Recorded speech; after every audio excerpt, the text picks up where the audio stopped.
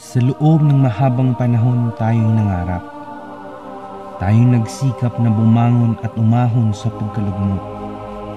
Pawis, dugo at buhay ang naibuwis ng ating mga ninuno. Ngunit tayo nadapa, tayo nabigo. Bilang Bangsamoro, wala sa atin ng pagsuko. Tayo'y patuloy na nangarap.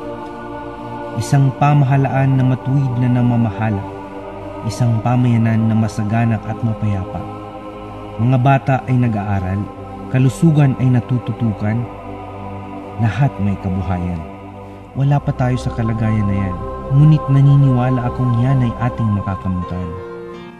Kaya sa bagong ARM, ating bibigyan ng prioridad, kalusugan, karunungan at kabuhayan. Para sa pagbabago, para sa Bangsamoro. Mahigit 50 milyong piso ating inilaan para mapondohan ang mga programang ito. Nagsimula na kaming kumilos, nagsimula na ang pag-screen ng mga scholar.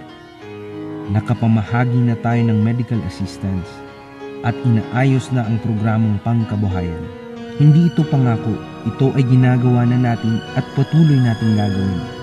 Sama-sama tayo sa pagtupad sa ating mga pangarap.